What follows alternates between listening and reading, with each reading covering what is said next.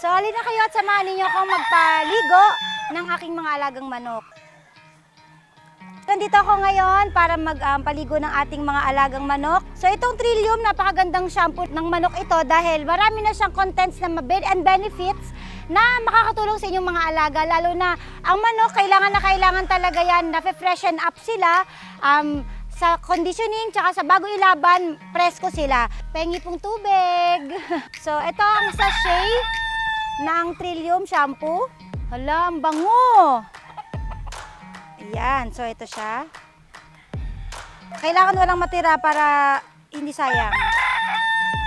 Napakabango, kahit ikaw bumili, talaga maaamoy mo yung sinasabi ko na mabango siya na ano siya, parang cool effect ang amoy. So ito, butter po. Ayun! So bumula agad, hindi ko pa hinahalo yung ibang mga shampoo.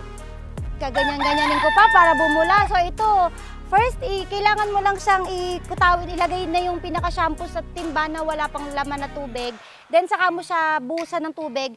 Ganito na agad yung resulta niya. May bula agad. Ayan, amoy na amoy. So, marerelax ang aking mga alaga dito. So ayan, magpaligo na tayo. Kuhanin na natin yung una nating paliliguan, yung white kelso. So una po, kailangan lang po natin na dito muna siya sa clear water. Then, lipat natin siya sa may shampoo. Ayan. So, alam niyo kapag nagpapaligo kayo ng mga alaga ninyo, syempre tayo, tao, naliligo.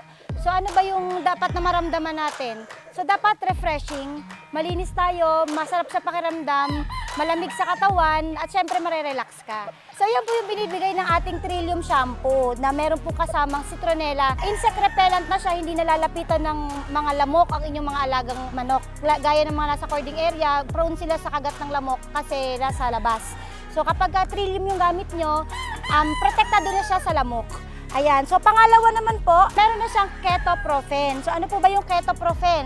So ako, gumagamit ako ng ketoprofen, bumibili ako niyan sa drugstore.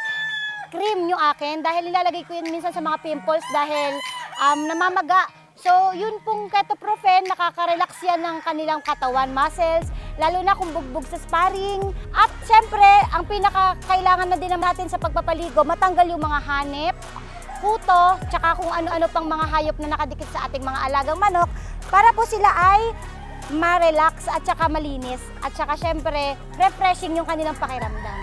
So yan, so ito okay na to. Na-massage na natin yung kanyang katawan at yung white kelso lalong pumuti. Ayan, ganda.